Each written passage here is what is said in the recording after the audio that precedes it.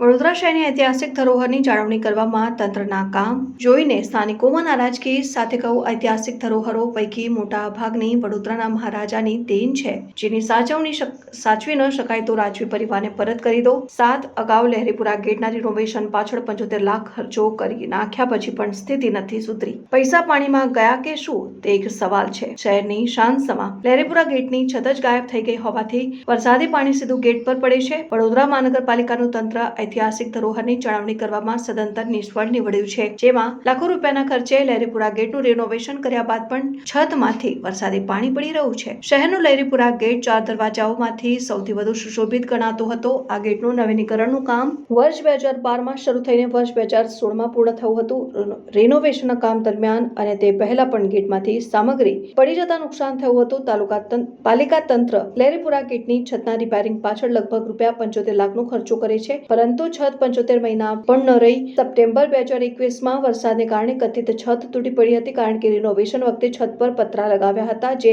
છત આજે પણ રિપેર કરાઈ નથી, જેના કારણે હાલ વરસાદી પાણી સીધું નીચે ઉતરી રહ્યું હોવાથી ગેટને વધુ નુકસાન થઈ રહ્યું છે। ગેટ ઉપર રીતસર પાણીની દદુડા પડી રહ્યા છે, પરંતુ કોર્પોરેશનના અધિકારીઓ કે નેતાઓના પેટનું પાણી હાલતું નથી। એક તરફ રાજ્ય અને કેન્દ્ર સરકાર હેરિટેજ ઇમારતોનું જતન કરવા માટેના પ્રયાસો કરે છે, પરંતુ કોર્પોરેશનના તંત્ર કે નેતાઓને હેરિટેજ ઇમારતોની જાળવણીમાં કોઈ રસ હોય તેવું લાગતું નથી। લહેરીપુરા ગેટના રિનોવેશન વખતે છત પર પતરા લગાવ્યા હતા, જે છત આજે પણ રિપેર કરાઈ નથી। ન્યાય મંદિર અને લાલ કોટની હાલત પણ તંત્રના પાપે દયનીય છે। રાજ્ય સરકાર દ્વારા ઐતિહાસિક ન્યાય મંદિર અને લાલ કોટની જાળવણી પણ વીએમસીને કરાઈ છે, પરંતુ તેની જાળવણી કરવામાં પણ તંત્ર દ્વારા ભારોભાર સુસ્તી દાખવવામાં આવી રહી છે।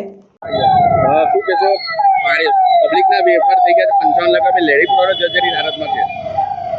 છેલ્લા 10 વર્ષથી વડોદરાના ઐતિહાસિક વારસાના રિસ્ટોરેશનની યોગ્ય જાળવણી માટે મહાનગરપાલિકાના કમિશનરશ્રીને કહેતા આવ્યા છે, પરંતુ મહાનગરપાલિકાથી દ્વારા આજ દિન સુધી આ કોઈ પણ ઐતિહાસિક વારસાની યોગ્ય જાળવણી થઈ નથી।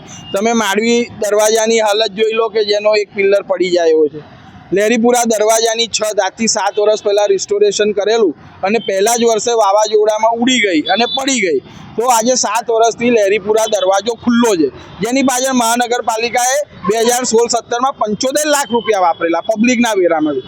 હવે 7 વર્ષથી આ છત ખુલ્લી છે, જેને લીધે એનું પાણી સતત નીચે એની પર સીધું પડે છે, અને હવે એ પાણી સીધું રોડ ઉપર આવે છે। કેમ કે દરવાજાના પીડિયા પાટડા બધા હવે ખવાઈ ગયા છે, એટલે પાણી સીધું રોડ પર છે। ગમે ત્યારે પીડિયા પાટડા આપી જમીન પર પડે અને કોઈ મોટો અકસ્માત થઈ શકે।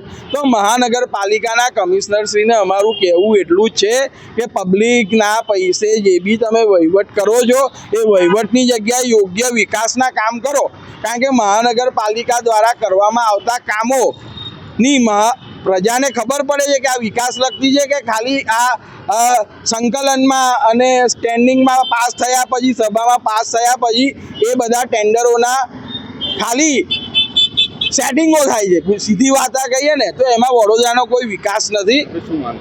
મારી એ જ માંગ છે કે વડોદરાની પ્રજા વિકાસ માગી રહી છે, વહીવટ નથી માગી રહી। તમારો વહીવટ છે એ અલગ વાત છે, પણ વડોદરાના વેરાનો યોગ્ય વિકાસના કામોમાં ઉપયોગ કરો।